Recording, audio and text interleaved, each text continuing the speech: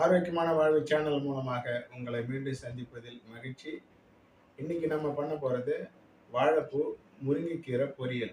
அது எப்படி செய்யலாம்னு பார்க்கலாம் வாங்க. அதுக்கு முன்னாடி நம்ம சேனலுக்கு சப்போர்ட் பண்ணுங்க. அதுக்கு தேவையான பொருள் ஒரு 4 வரமிளகா, ஒரு 2 டீஸ்பூனு சிறுபருப்பு, ஒரு 1/4 மூடி தேங்காய் துருவி வச்சுருக்கிறேன், ஒரு வாழைப்பூ எடுத்து க்ளீன் பண்ணி வச்சுருக்கிறேன், 1 கப் முருங்கைக்கீரை. வாங்க அது எப்படி செய்யலாம் பார்க்கலாம். ஸ்டவ் ஆன் பண்ணிங்க. ஒரு கடாய் எடுத்து வச்சுக்கோங்க. அந்த கடாய் சூடானதுக்கு அப்புறம் ஒரு 2 டீஸ்பூனு எண்ணெய் போட்டுக்குங்க. கடாய் காஞ்சிடுத்து எண்ணெய் ஊற்றிக்குங்க.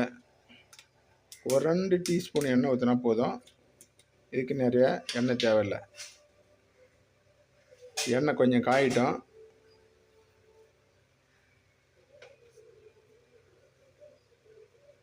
இப்போ எண்ணெய் காஞ்சிடுத்து கடுகு போட்டுக்குங்க. கடுகு பொரியட்டும். அந்த வரமிளகாவை சேர்த்துக்குங்க. வரமிளகா பொரிஞ்செடுத்து நம்ம சுத்தம் பண்ணி வச்சுருந்தா பூ அதில் சேர்த்துக்கலாம்.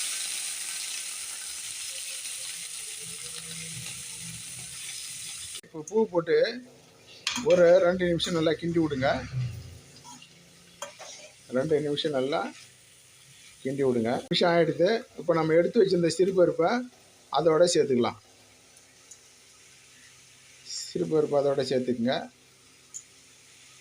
சிறுபருப்பு போட்டதுக்கப்புறம் நல்லா இந்த எண்ணெயில் நல்லா வேகணும்.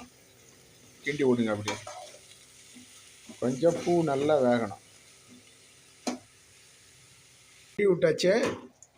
நல்லா கிண்டி விட்டாச்சு. இப்போ ஒரு மூடி போட்டு ஒரு 2 நிமிஷம் நல்லா மூடிக்கலாம்.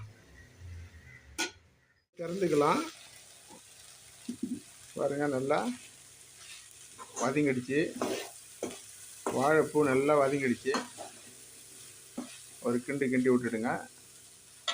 இப்போ அதுவும் கூட நம்ம சுத்தம் பண்ணி வச்சுருந்த கீரையை சேர்த்துக்கலாம்.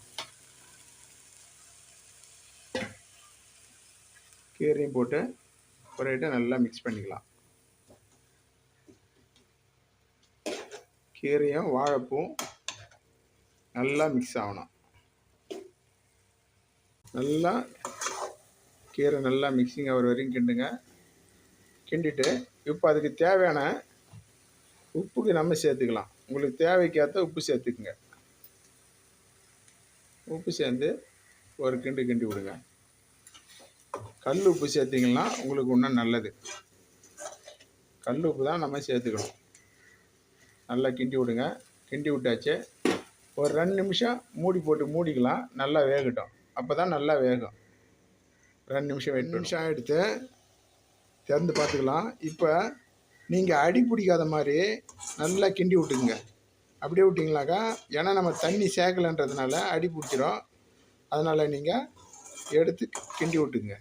அப்போ தான் அடி பிடிக்காமல் நல்லாயிருக்கும். இல்லைனா தீச்ச வாசனை வரும், நல்லா இருக்காது, பசங்க சாப்பிட மாட்டாங்க. கிண்டியாச்சு. மறுபடியும் ஒரு மூடி போட்டு மூடிடுங்க. அந்த நீராவிலே கொஞ்ச நாள் வேகட்டாது. அது நல்லா சுண்டும். அப்போ தான் நல்லாயிருக்கும். ஒரு 2 நிமிஷம் ஆகட்டும். வெயிட் பண்ணலாம். நம்ம திறந்து பார்க்கலாம். திறந்தாச்சு. நல்லா தண்ணி சுண்டிடுச்சு. பார்த்தீங்களா? தண்ணி நல்லா ட்ரை ஆகிடுது.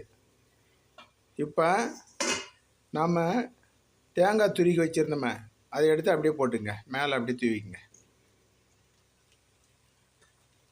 தூவி ஒரு கிண்டுங்க.